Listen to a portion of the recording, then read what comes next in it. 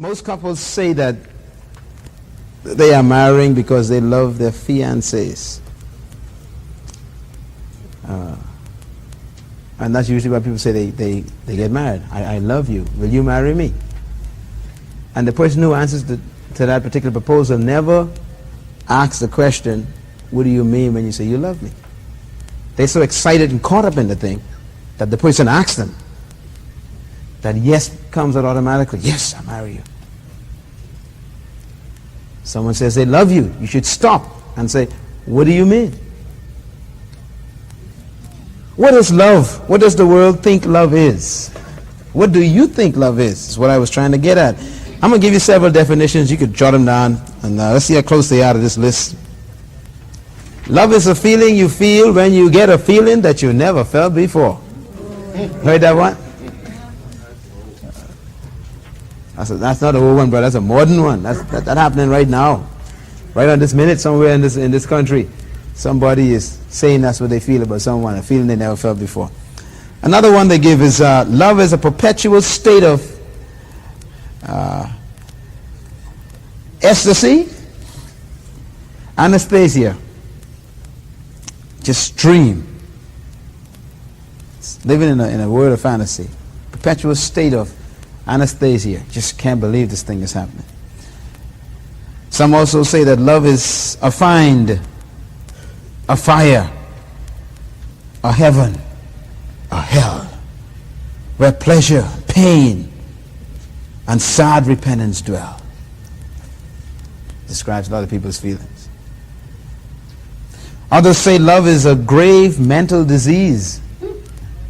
Someone gave these definitions, man.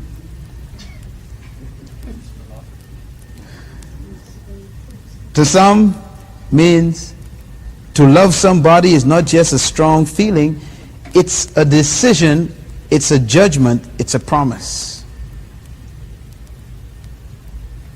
Others say love is unconditional commitment to an imperfect person. What does all these things mean? To most of the world, love is sex. As a matter of fact, if you don't have love, you can make some. Isn't that amazing? Let's make some love today. As if you're something you can make. How sad.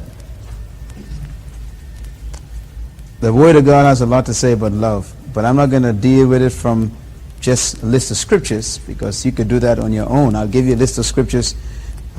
You will get them next week, because I got to get the copies run off on them.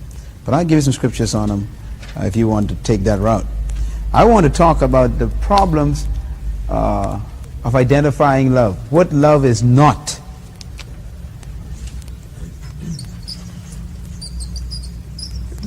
It's more important sometimes to know what something is not. Then when you finish that, you end up with what it is.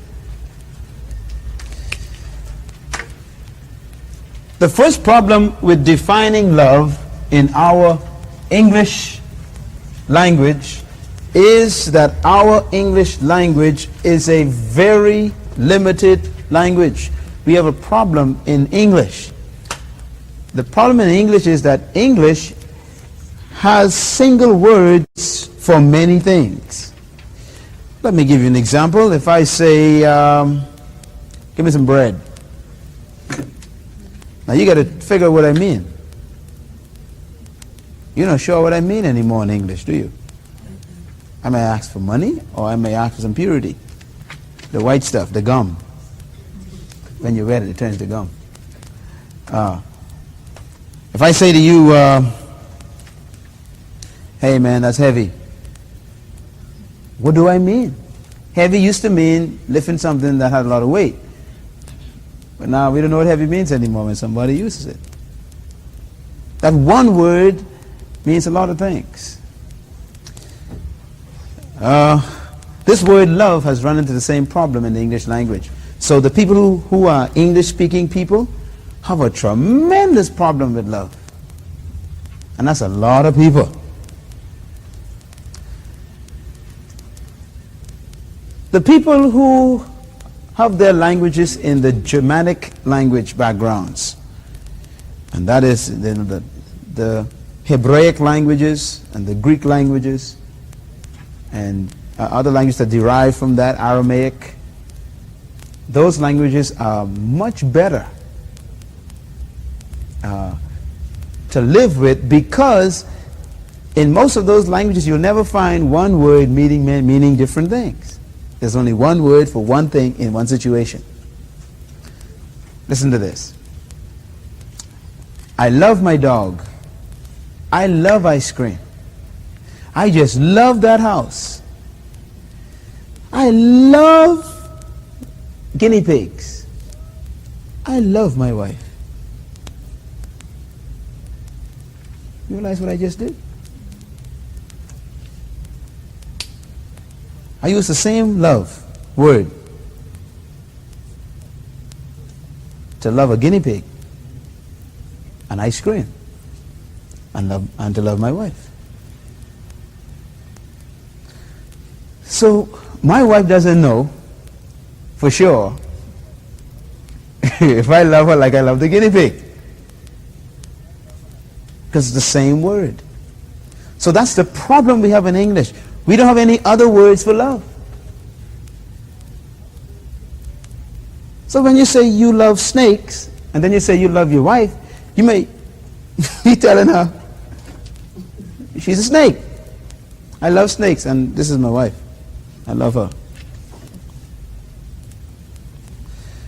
And so the problem then with us understanding the word or understanding the concept love is that we are confused as to what it is. We don't know what it is. The love of ice cream cannot be the same love of your wife. And yet, why you use the same word? So the English language is a poor language.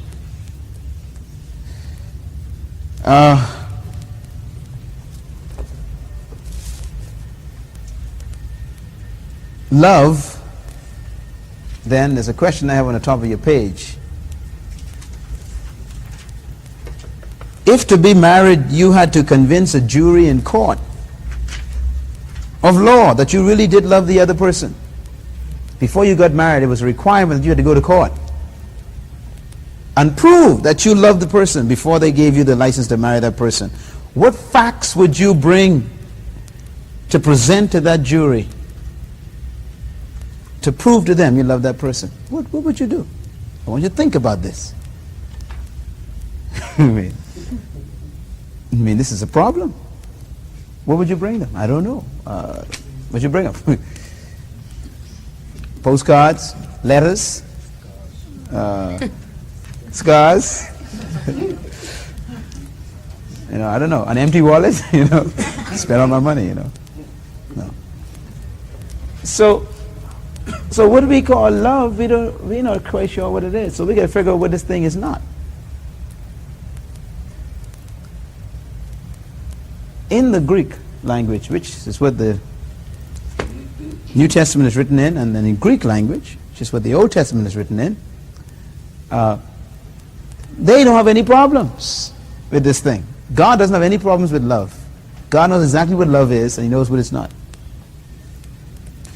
And so I've listed the 4 words that are used in the Greek language that we have translated love. These 4 words mean different things, but we call them all love, and so we don't know quite what's going on. I have there's a 5th one I left out. I'm sorry. We need to write that in. It would be E, and that's eros, which is a Greek word that is used, and we translate that love as well, but it's not love. Now these 5 words, they're really 4. The first 2 I wanted to separate because they're from the same root, but they describe different relationships. Let's look at the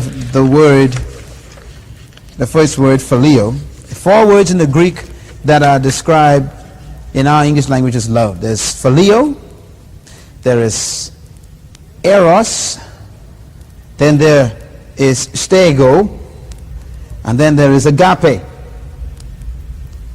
4 major words: phileo, stego, eros, and agape.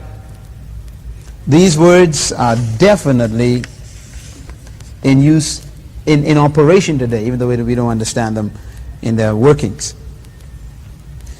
Let's look at the first one, phileo. This word that we translate love from phileo, the word phileo is the most general word for love or regard, for affection. And phileo means the love between friends, just casual friends. So, you say to your friend, I love you, man. You wouldn't say that in Greek. You would say, I phileo you. See the difference? Now in English, you say to your friend, I love you, and then say to your wife, I love you. Your wife could be confused. But in Greek, there's no confusion. If you say I phileo you, they know that you're not married. They know that this is no family relationship either. This is a friendship between these two people. This word, phileo, has to do with friendship. And friendship, and love between friends, phileo, has some interesting things in it. It has to do with favor. F-A-V-O-R? I don't know how to spell it. I forgot. F-A-V-O-U-R, I got it right. And it also has to do with attraction.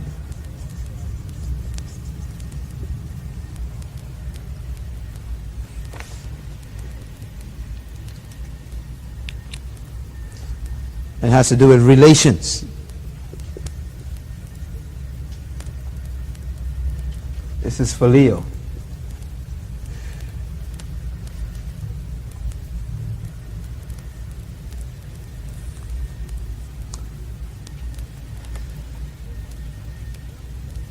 This word phileo has a root word philema, and it means to kiss. And this is the word they use when they talk about friends kissing each other on 2 sides of the cheeks in the day of Jesus, like Judas kissed Jesus. He would be saying to Jesus, I phileo you. That's probably why he got in trouble, because he didn't agape Jesus. But that was a sign of friendship, a kiss. The word, if you look at the word phileo, it is where we get the word philosophy from. The word philosophy means love of knowledge. So phileo means to have a friendship, and philosophy means to have a strong attraction to knowledge.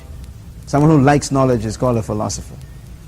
Philadelphia, the city, is known as what? The city of love, city of friendship. That's where they got the word from. So this word is a Greek word, and it means relationships or friendship, love, friendships.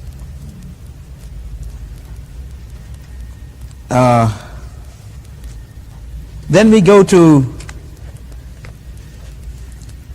the second word, philos, and I'll give you that this is related, but this is sort of a friendship that has to do with obligation.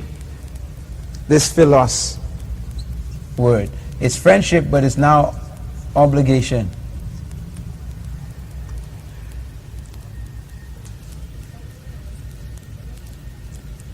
Both of these words are normally mentioned alongside each other, phileo and philos, because they basically come from the same root word.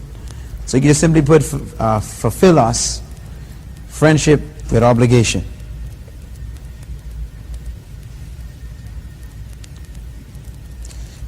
Jesus mentions this word in Luke chapter 16, verse 9, when he said, go to the world and make friends with the world? It's interesting, isn't it? He didn't say go to the world and agape the world. He said go to the world and philos the world. Philos. And this word means to win friends for yourselves on the level of acquaintance. Be acquainted with what the world is doing. Be aware of what the world is doing.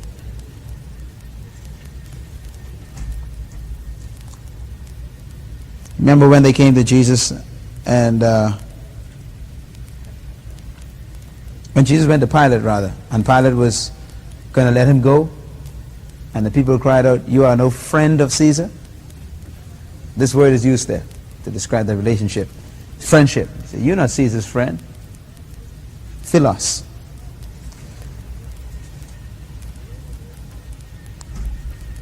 All right, let's look at this, at the next word, stergo. Stergo is the relationship between family.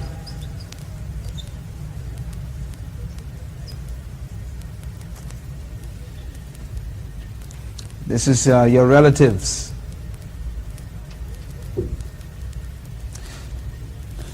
This is the love you have between children and parents. It's very crucial to remember this. And it involves respect.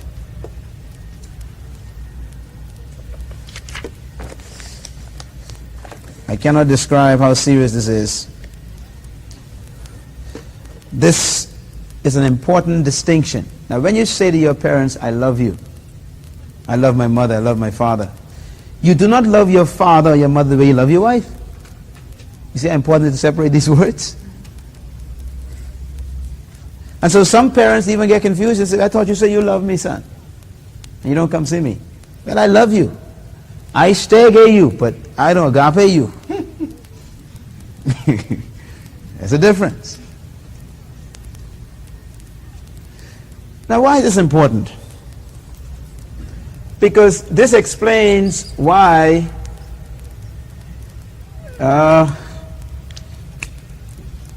people spend more time with friends than they do with family. That's why you tell your friends more than you tell your family about yourself. That's why you run to your friends when you're in trouble, not to your family. Because family is a different kind of relationship. It's a love. I'm going to give you a list of reasons why these loves have problems. But it's a love that really has a lot of problems in it. Because it is love that is based on a biological fact. You know, you're my brother. My brother's here today. He's my brother. I love him as a brother. But you know that family don't get to know one another. You notice that? My brother and I never went out to sit down and have, ice cream just to talk, find out with each other. But he did that with his friends. I do it with my friends. You sleep with your brother and sister in the bed and don't know them. Who do you spend all your time with? Not your brothers, your sisters, you spend it with your friends. And so when you tell people you love your family, you shouldn't use the word love. You better use a different word because it's a different word. You see? Now they won't know what you're talking about. But you understand what I'm saying? It's in the Greek, right away, if you and I are standing up and we speak the Greek language, and I say to all these people, I stego her. Right away you know she's my relative. It's not, you can't think anything, sexual or anything. I mean, there's a distinction between the two. But now if I stand here and say I love her, she might be my sister, but you don't know. You may think, I cutting up, or something negative, see? And so you don't make any mistakes when you understand the differences. Then we have the third major word, and that's the word eros. I'll separate that before we get to agape. Eros. And this word eros has to do with sensual attraction. Love between male and female. This is sensual attraction between male and female. This is therefore sexual interaction.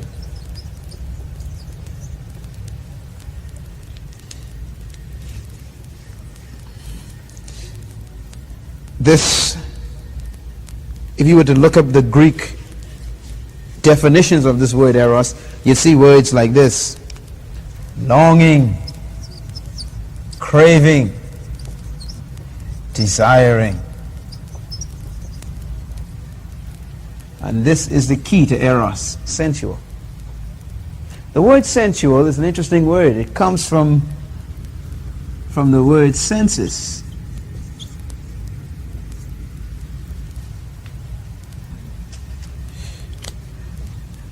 This love is the key to the problems of our society, this one.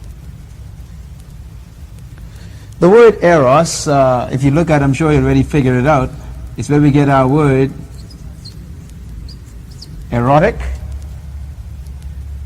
or erotica. And that's what they use, of course, in pornography. Erotic material would be describing material that deal with passionate sex, explicit sex. They got places in the United States, clubs that name the thing eros or erotic. Now the word eros is an interesting word because it's the name of a god, a Greek god as well. And it is the god of sex, of fertility. And they used to worship this god, eros, by going to the temple and having sex on the altar. These are things that people don't like to think about, but it's a fact.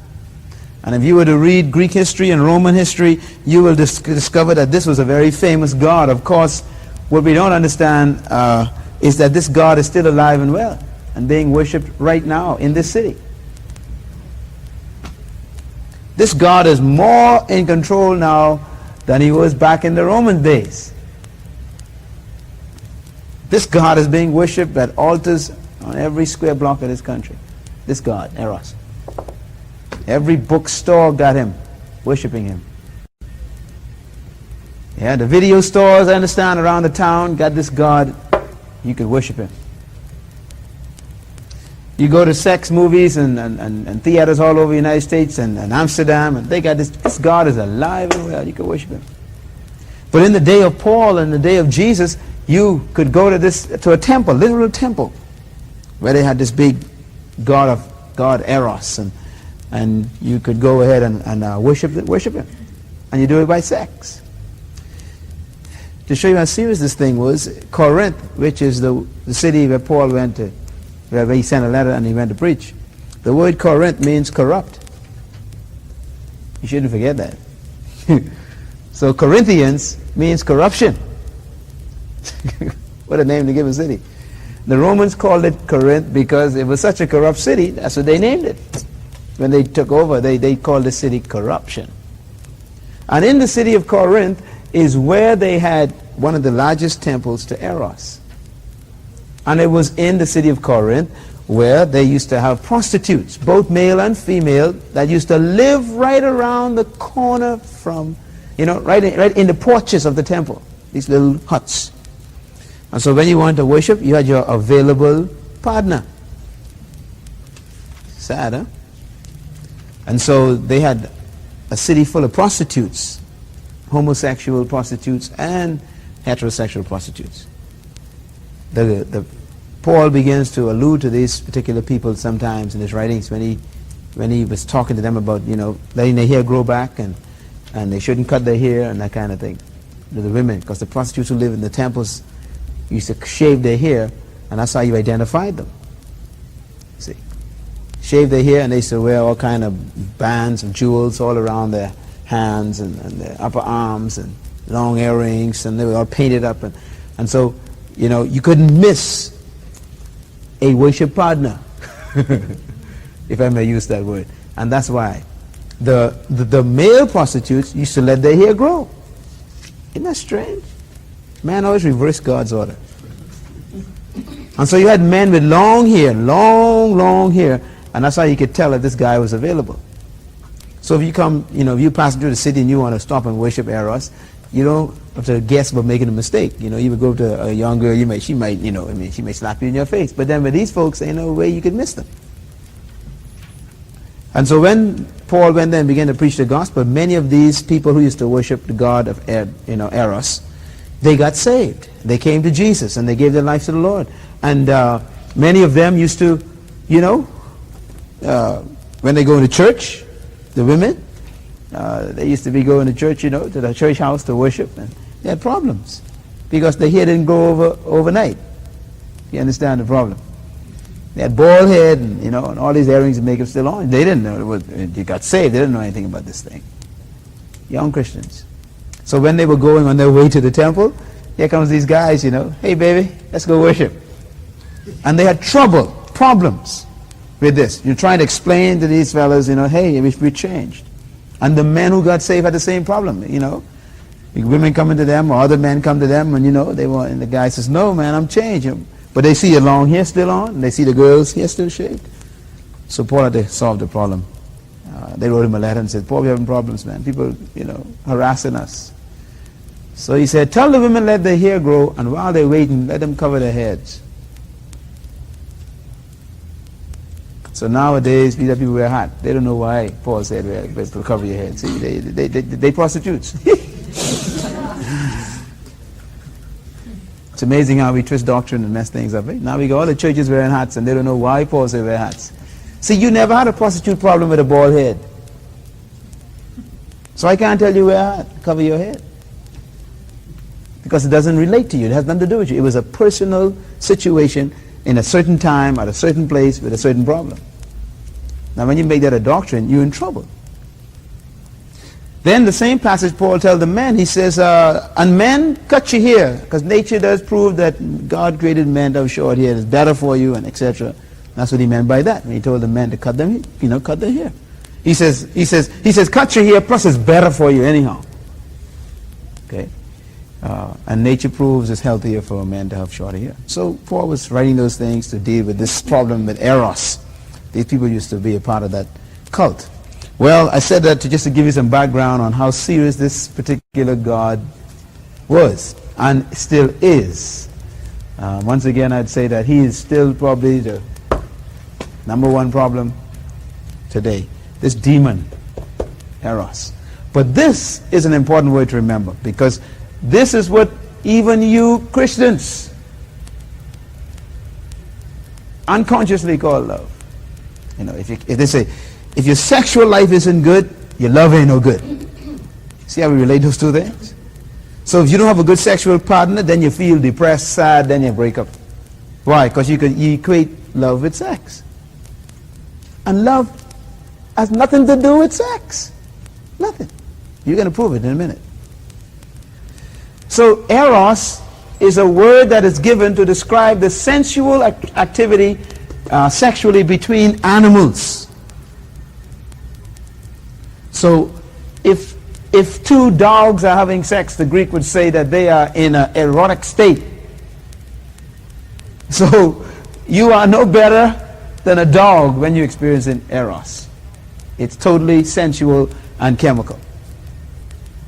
That's why I was happy when someone said chemistry. You see, that's what the word called love, but that's not love at all. That's just chemicals interacting with each other. The last word that the Greek has for love, and this word is a very rare word, agape.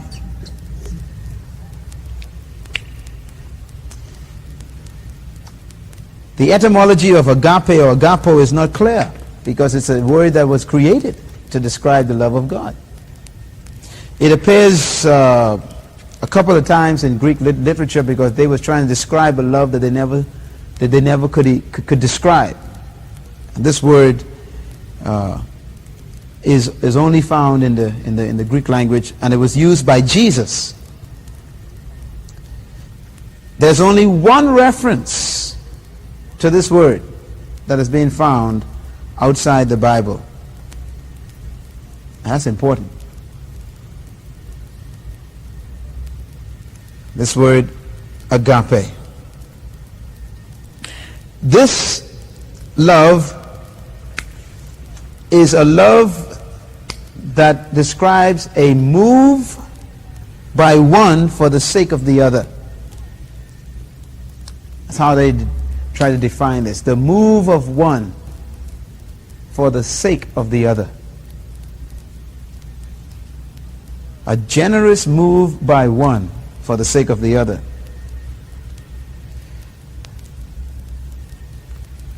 This is the word that is used when John says God is, the word there is agape. So this love is actually a person. This will be a problem. That's why you cannot even experience this love without God. So all the other loves are possible except this one without God. You cannot know this one without God. We find in the book of 1 John chapter 4, it says, he that does not agape does not know God, for God is agape. Yes. It goes on to say, and now here is agape. Not that we first agape God, but that God agape us. In other words, if God don't give this to you, you can't even give it back to God. So God gives you this stuff first. And then you can give it to him and to everybody else. But he hasn't given it to you, you don't have it. The book of Romans, chapter 6, says, for the agape of God is shed abroad in our hearts by the Holy Spirit, which is in us. Holy Spirit brings this thing. So you can't work this one up. You can't read this out of books. You can't get this from another person by intercourse or interaction with them. This comes from God.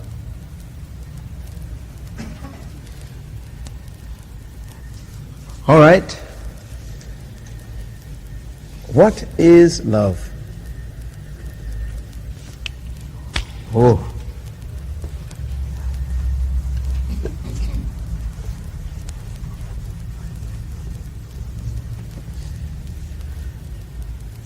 So we know that relationship between friends is not love, agape. Relationship between family and parents, that's not agape. Relationship between two physical beings is not agape, sexual attraction. So what is this? What is agape? What really is agape? To describe agape, we've got to deal with a list that I want you to write down.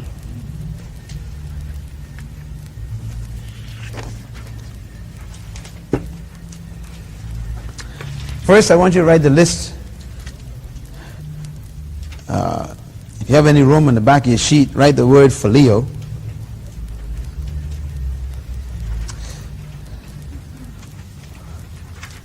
What is phileo? It's love between friends. Okay. Phileo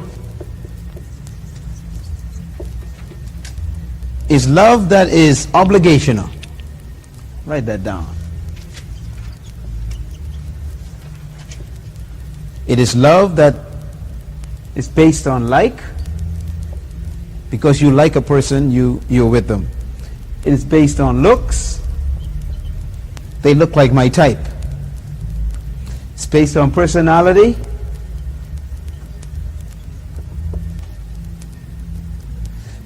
She and I are similar. It's based on compatibility.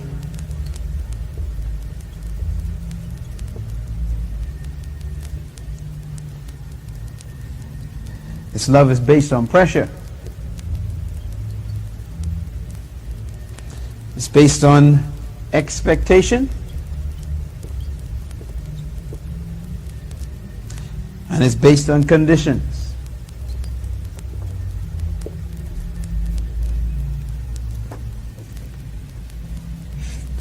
Now you look at this list. This is a danger zone right here. It's a definite danger zone right here.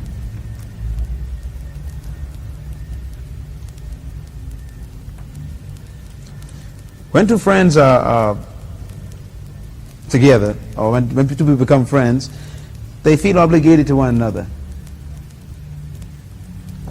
And that creates some problems. People become friends because they like one another. Some of you are, we call this clicking. In cliques.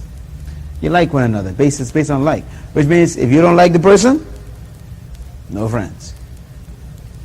Based on looks. You can look a person up, you size them up and everything, and you see if they make a good friend, It's terrible.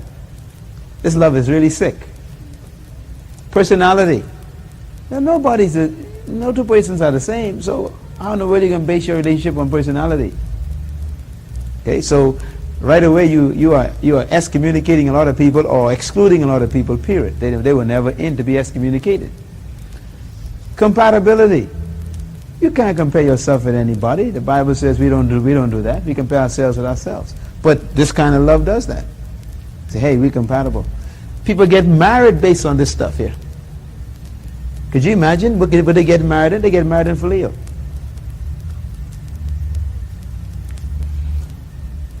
Pressure. Why does phileo have pressure?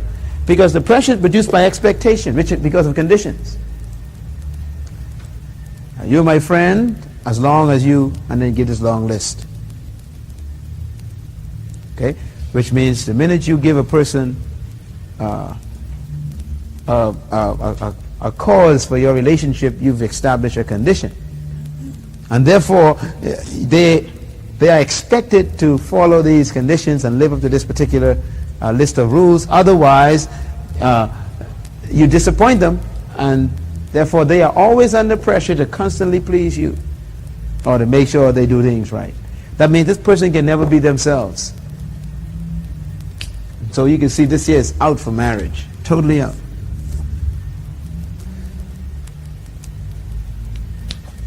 Let's look at Stergo a minute. Family.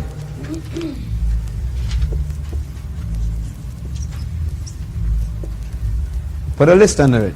I got 3 of them here. Feel affection. Remember, we listed under Stergo that this is family, relatives, parents, between uncle, aunts, cousins. This is Stergo, the relationship there. And so you feel affection for your mother and your father. You feel affection for your brother, your sister. You feel affection for your cousins. Is this relational affection because of biological relationship? This therefore depends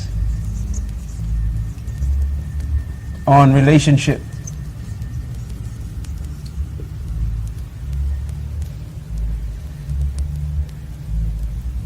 This here is also an obligation then. Let me show you how dangerous this is. And this is also in marriages. This stuff here is in marriages. Okay, my brother's here today. I'm going to use him as an example because, we're related. Let's say my brother's car has a flat tire. And I'm passing along the street. And I stop to help him. You know what makes me stop to help him? Just on the Stergo level? Because I'm obligated. I don't really like fixing tires, and I don't really want to stop. Matter of fact, I'm late, and I don't want to stop. But that's my brother. Now watch the pressure. If I pass, you understand? If I pass, and he hailed me, and I, say hello and everything, and go straight past, you see the problem? When I see him again,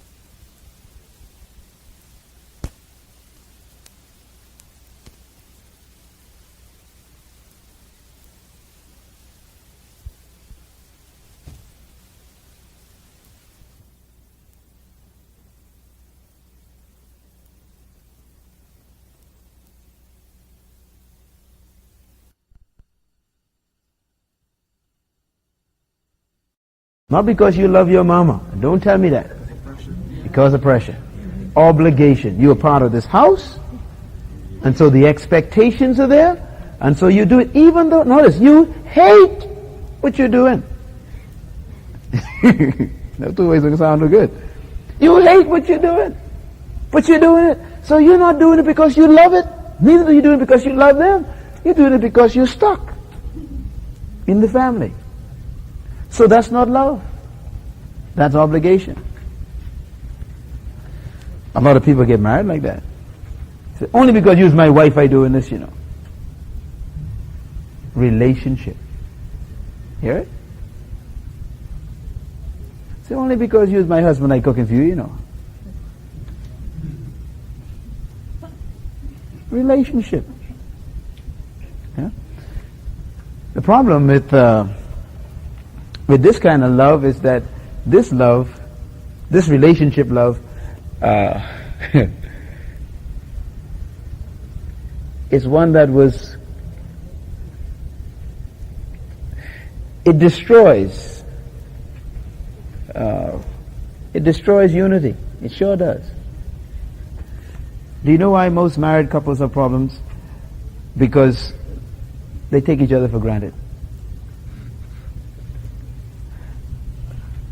Jesus had a problem with this kind of love. When he told the disciples, he says, this is the word he used, servants. John chapter 15, verse 15, Jesus talks to these disciples. He says, I no longer call you servants. Why? Because servants don't really know what's going on in the master's house. The servants, they come around and they are part of the house responsibilities in the house. So a servant doesn't know what's going on in the master's head. A servant doesn't know the master's desires or his hurts or his aspirations or his problems. The servant just does what he's told because he's a servant and he's expected to do these things. Jesus said, I no longer call you servants, but friends. Now what is a friend? He says, I call you friends because I've told you everything I know. So you could always test and find out if your wife is your friend. Does she know what your so-called friends know? Because a friend is someone who tells all. Now we got problems. I can feel your mind going bing, bing, bing, bing, bing. See? And so, if anyone should be your friend, it should be your spouse, your husband, or your wife. And Jesus was trying to get rid of relationship. See the problem? Now, when two people get married, in an instant, they become related. And it's documented by a covenant from government. Husband and wife. And every time we use the word husband or wife, we diminish our relationship. Because we're saying to the other person, we know one another. Just by using the word husband.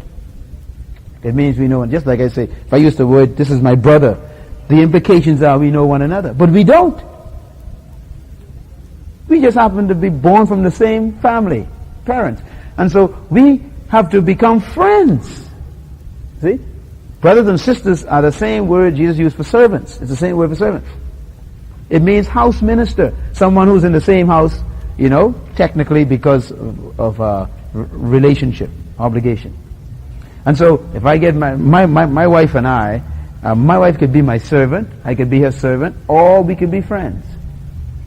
And Jesus promotes servants to friends. Relationships to friends. See? And so, don't think that because you get married to someone, you know them. Friendships are not gifts, they are results. And this thing here is the same thing with the family. My brother is a gift to me, but we're not, but our friendship is not a gift. We need to develop friendships. It takes a long time and a lot of spilling guts and sharing each other's hurts and feelings and goals and aspirations and, low times and high times and, having time for each other and spending time together. It's a big deal to have a friend. Most people want to be married and have a good relationship with their spouse, but spend most of their time with their buddies. You can't do that. Because you build in friendships with your buddies. Who you spend time with is who you spill to. See? And so you find that your buddies will be closer to you than your spouse, if you're not careful. And when you have a problem, instead of going to your spouse, who you should go to, you go to your friends, because they're the ones who become your friends. See? And so we got to be careful with this thing, this obligation thing. Wives iron your shirts simply because they're obligated, not because they love you. Husbands, fix the zinc only because they're the husband, not because they really love the wife who got to, cook in the kitchen. See? And so it's a sick love. It's a sick thing to base your relationship on. Let me give you a list for Eros. This is a long list for Eros I got here. Eros is the big problem.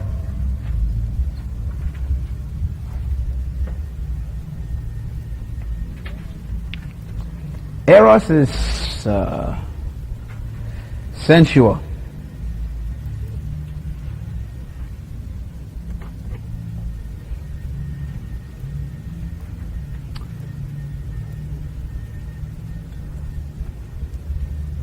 Eros has to do with senses. Now let's make our list here. It is 100% flesh, 100% emotion, it's 100% feelings, it's 100% selfish, it's 100% condition or conditional. It's based on chemicals.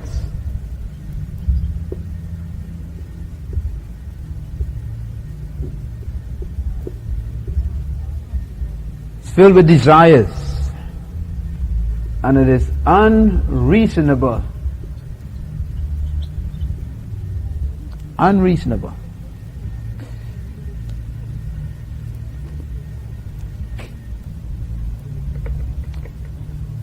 I want to give you the definition of eros as it is written, defined from the Greek. It says, eros is sensual ecstasy that leaves moderation and proportion far behind.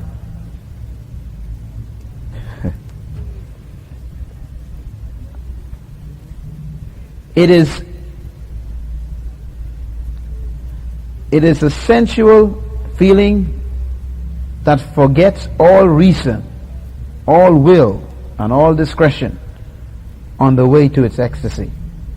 That means it doesn't care who it hurts, what it has to do, or how many people it destroys. It wants to satisfy itself. It's a terrible thing.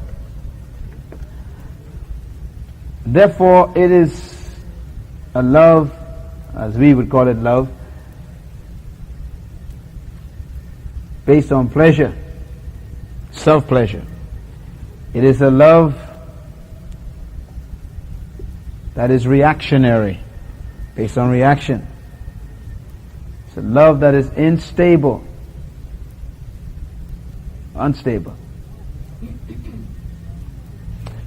It is a love that is me-oriented.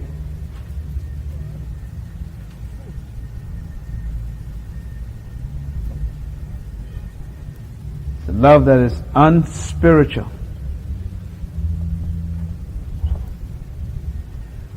Oh, what a sick love. You hear people say this often as you're growing up, if you love me, you let me. And really, that's a sick approach to a relationship, but people use that as a bargaining power. This is what they're talking about. If you eros me, you let me fulfill my ecstasy at the expense of your integrity. I don't care about you. Let's look at a couple of these things here. Senses. Senses are totally to do with the flesh. Eyes, your hearing, your sight, your taste, your smell, your touch.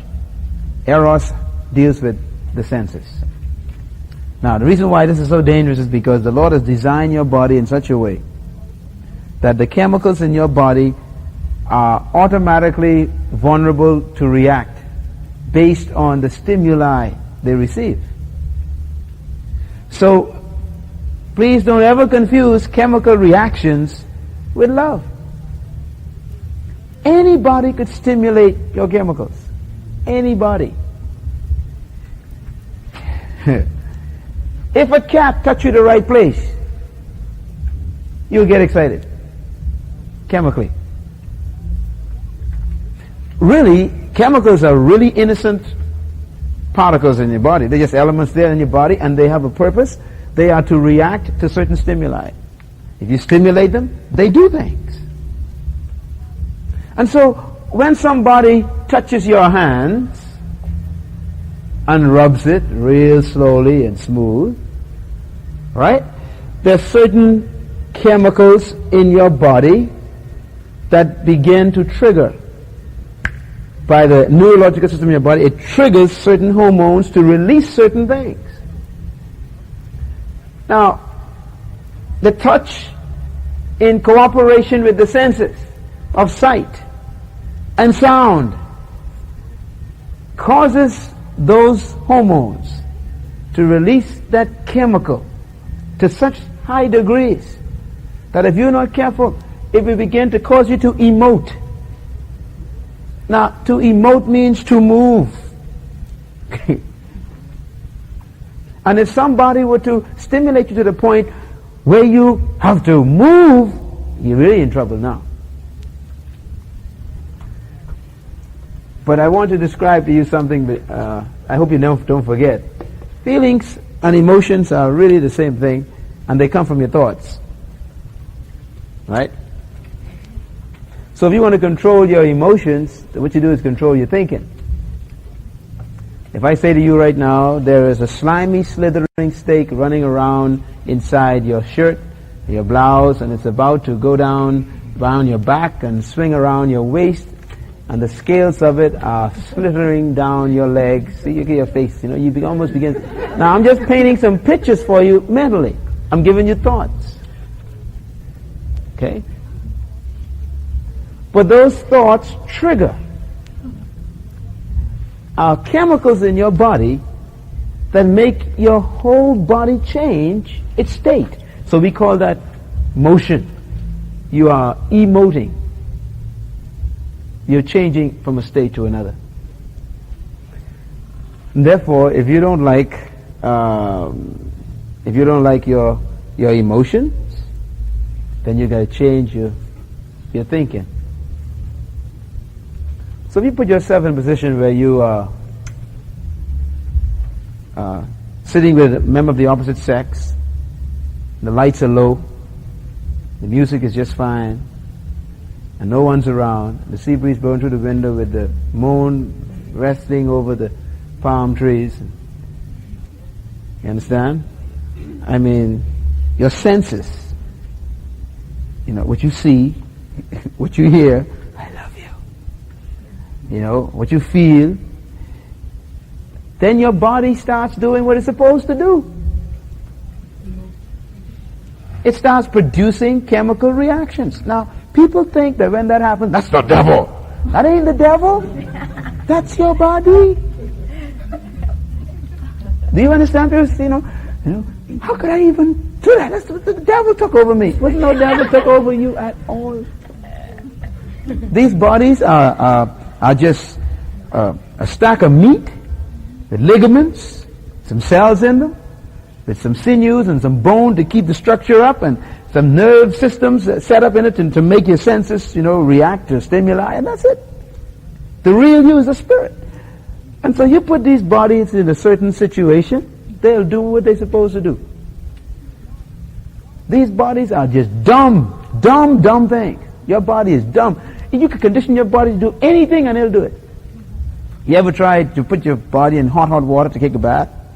It burn you, right? Burn you until you can put it in. Isn't that amazing? That old stupid body goes, oh, you want to go in here? Okay, hang on a minute. Let me readjust myself. and it'll change to condition itself to the hot water. Now this foot is in the hot water and you don't feel it. You try to put the next one and you, oh! You understand me? That's what the body condition. Then you kneel down real slow and it's hot, and then all of a sudden that's okay, right?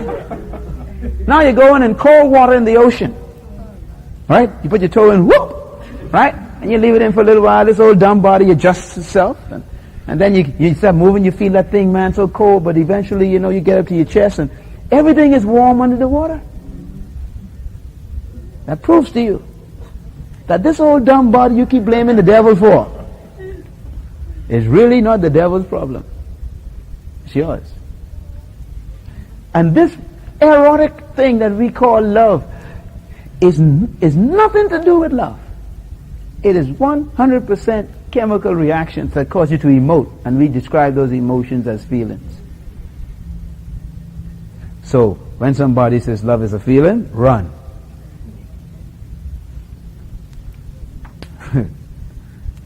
Pure love doesn't have feelings.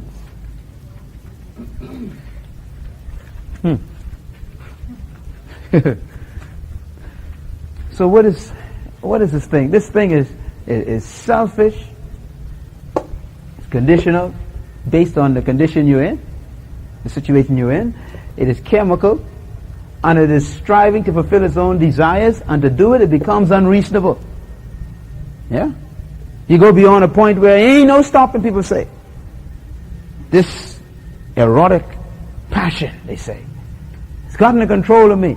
This thing is a beast, and it's after its own pleasure, me. And therefore all it does is react. You touch it, it reacts. You press certain buttons in it, it reacts. It just does what you tell it to do, what you stimulate it to do. And so you have this thing, therefore, is unstable. Now, the reason why I wrote this word unstable in my list is because, to me, that's the key to a lot of marriages having problems. If you get married because you want sex, okay, you want to have sex, so you get married so you can have free sex, licensed sex, you're really in trouble. Because sex, human sexual behavior, it's just like every other animal behavior. It's an animal behavior. There's no sex in the spirit. So sex is 100% flesh. It's human. And sex between two human beings is the same chemical reactions and interactions as it is between two dogs. Don't ever forget that.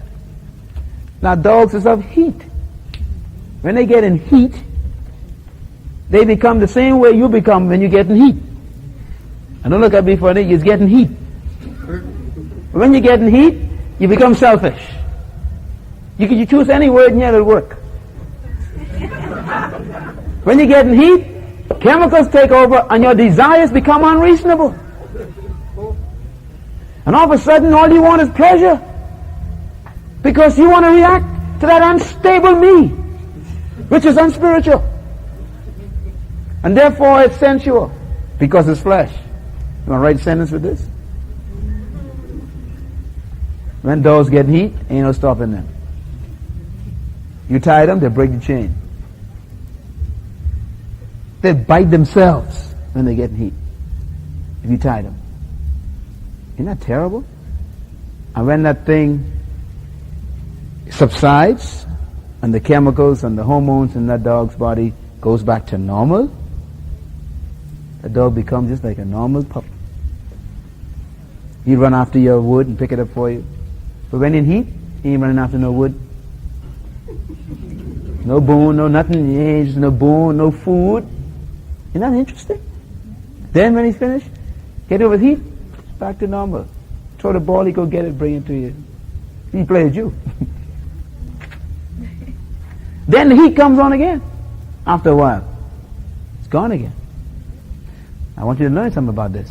Every single animal has that. The birds have a mating season, we call it. The bears, they hibernate, and then they have a season for reproduction to take place. And the fish has a season. The crawfish has a season. Heat. It's in every physical animal. The plants have heat, believe it or not. There comes a time when they shed all of their pollen. You know, and they got to depend on the birds to take it to the, you know, to the other sex of the plant. You know, you see them spitting out their seeds out all over the ground. That's heat. Time to reproduce. Then afterwards they go back in and you don't see nothing for the whole season. Now, why is this important? Because God made our bodies the same way. If you get married and believe that sex is love, then, and we're going to cover this when we deal with sex in detail, but I want to show you that if you build your love, or quote unquote, on sex, you're in trouble, because you see, sex is an appetite. Sex goes like any other chemical reaction. There is a start, there is a peaking off, there's a decline, and then it becomes dormant. And so, if you build your life on sex, if you get married for sex, if you call sex love, like they do in the movies all the time, then your marriage will be like this. Up, down, up, down, up, down. Except, eventually it goes like this. Up, down, up, down, up, down, up, down, up, down, up, down, and dead. Now you're in trouble, man. How many of you see the problem already? You see the problem? So the first years of your marriage, man, I mean, it is hot and exciting. And you see that as you're married. I mean, this is it, man. Woo! This is love. But you see, your love dying every day. You don't even know it. It's dying. Another strange thing, too, is that these, as you get older and longer in your marriage, these become longer. Do you understand what I'm saying? In other words, actually it isn't like that on the graph that I have. It's like this. Straight line, hump. Straight line, hump. Straight line. Just believe me. Alright, you young folks, just believe me. Don't build your love on your marriage on eros. Sex is not love. And love is not sex. Sex is one of the ways that you can express your love to someone. But don't confuse it with love. That means if you are not having sex, then if sex is love, you're not having love. That's where the world got the idea from. So let's make some love. That's where the idea came from. It's being reinforced over and over again in the movies and the books that you see all over the place, right? And that's what's destroying the church today. That's why you have all these scandals in the hierarchy of the church, because people are beginning to become confused. You know, someone winks at you and your knees get weak and you think, oh, I'm in love, you know. No, you are in heat. And this thing gonna pass, so you better run. Like Joseph, man, Joseph had the heat. The woman had the heat for Joseph. Joseph says, I get the heat too, I'm gone. You know, because that thing's dangerous, see? But people don't appreciate the difference between the two. And so you have all these movies say, you know, guy takes girl out, you see him in the movie, you know, go and have a nice lunch or breakfast or dinner, whatever, and now he can drop her home. You see the movies? And then, you know, he walks to the door, looks at her, he looks at her, music comes out, you know, and then they kiss one another. And then she goes in the house, she stands at the back door and she goes, woo! And he goes up to the car and he goes skipping, woo! You know. And so everyone who watching it goes, love. Right? That's the conclusion, love. So when that doesn't happen to you, you say, no love. Because it becomes a wrong concept in your mind. Then when you look, the next scene, you see them in bed. You know, and they say, tell each other, you know, oh, I love you, and you're the best thing that ever happened to me, da, da, da. Okay, so you get confused. every time someone says they love one another, you see them in bed. And after 20 years of that, of watching that, if you're not strong, that convinces you that love equals sex. So if you love me, you go to bed with me. And so you find people actually feeling that way. And you find young ladies saying, if you love me, why you don't touch me? I mean, they begin to live this thing out of the movies, you know. And the guy saying, well, I don't touch it because I love you. Something wrong with me, eh? No. You know, I know my weaknesses and I want to protect you. What do you mean protect? I bet you think I got AIDS. You know what I mean? And the pressure comes, you know, on the guy. Or you find it vice versa. You know, the guy, you know, she, you know, want to touch him, and he says, no, don't touch me. And she says, what's wrong with you? You funny, eh? You know what I'm saying? And it all comes from this bad concept the world has given us of what love is. See? But you could love someone and never have sex with them. Because sex is not love. Can you separate the two? See? It has nothing to do with it. Now God has provided that avenue, if you choose to, within the corporate bond of marriage, to use it as one expression. But I tell you something about sex now, it's really strange. Sex is a wave. You experience sex, and then the appetite dies, and if you build your love on sex, you're in trouble during these periods when it isn't active. See? And so you begin to find having problems with this thing. Alright, we can get into some details whenever we deal with sex. Let me close on agape, and I want you to think about agape, because to me this is going to be the salvation of people, if they understand it. I love to teach about agape, because it's a love that really blows my mind. Agape is God. You got to have God to have agape. God is one. So agape brings people into oneness. Agape is responsible.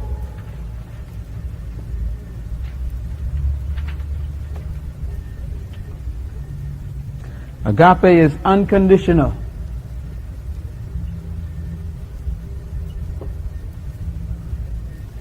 Agape is unemotional.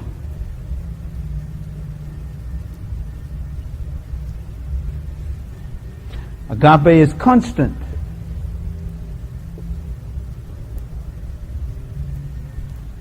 Agape is a decision.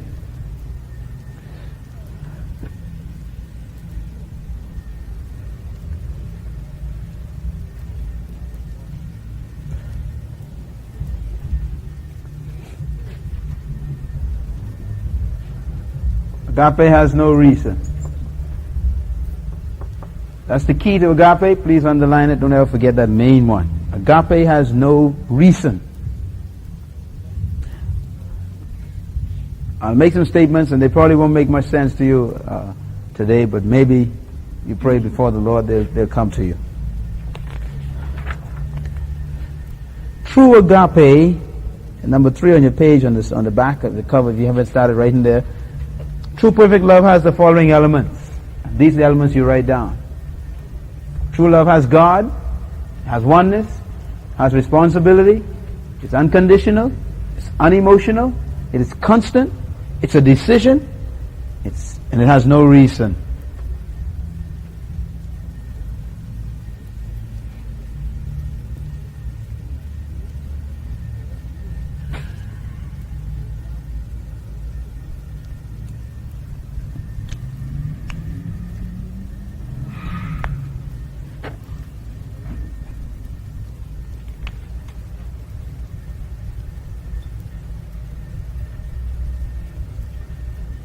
All right. Let's deal with the last part here. True love does not have the following things. Let's combine them. True love does not have any condition. Include this one here. True love doesn't have any reason.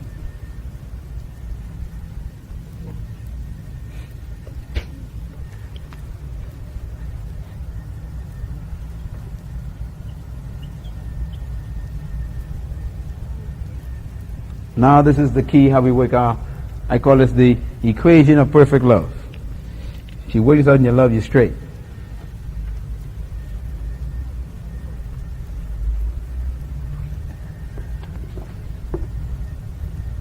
I'm going to use reason first. Let me use no later. If your love has a reason, it's not love anymore. So if I give you a reason why I love you, you are in trouble. You are in trouble.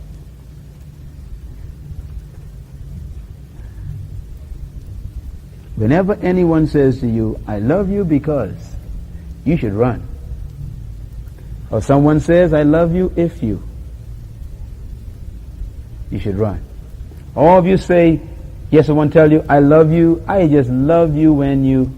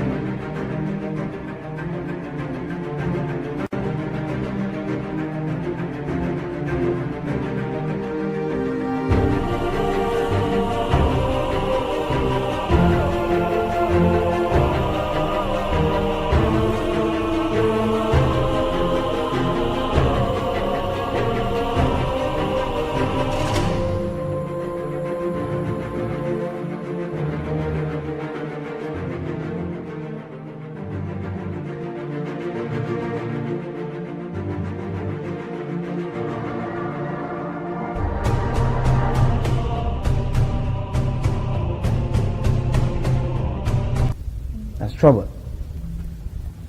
So these are all conditions. Whenever they give you a reason why they love you, you are in trouble. I have never met one yet, all my days of studying the Word and counseling, that have not seen this as the source of their problem. This is the source of every relationship problem in the world. Reasons.